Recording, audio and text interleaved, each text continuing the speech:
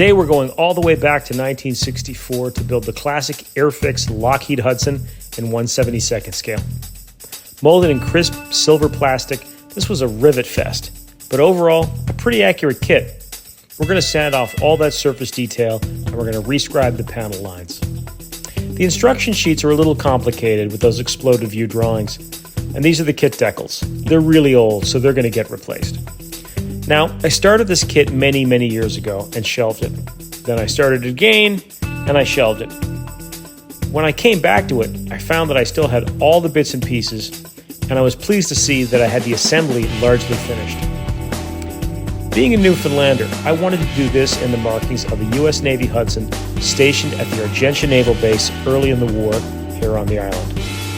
These rare color photos give a good sense of the scheme from that period.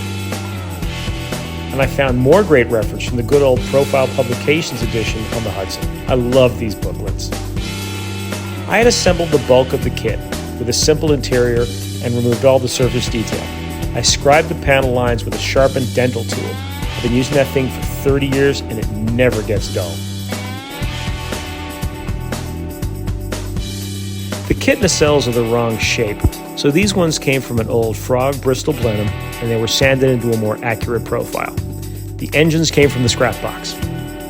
The kit has separate rear flaps, but the Hudson had a single tail elevator, so that had to be filled and scribed accordingly.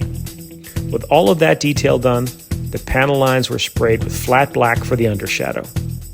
To do the national insignia on the tail, I sprayed and masked the red and white markings. It was a hassle, but it looks way better, and it's much easier than decaling.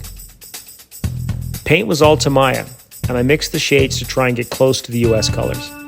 Finally seeing this kit in camouflage after all those years being unfinished was very satisfying. I also have the newer MPM Hudson kit, and I used the roundels and codes from that. It's a very nice decal sheet. After I masked and sprayed the rubber de-icing boots on the leading edges, the kit got a shot of matte varnish to seal everything in. A few details to point out. I cut out and shaped the leading edge slots, which are just panel lines on the original kit. I did it on the top and bottom, and it really adds a lot to the kit. The original bolt and pawl turret from the Airfix kit was inaccurate, so I grabbed one from the Academy Lockheed Ventura II. The 30 caliber guns were white metal from Aero Club. The kit wheels were very basic, so I used a pair of True Details P40 Warhawk wheels in 1/48 scale. They're the same size, and the tread detail is perfect.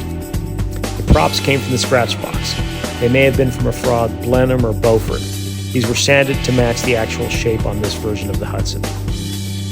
Rather than masking the canopies, I sprayed decal film with the camouflage colors, cut it into strips, and laid that onto the clear parts. It worked great.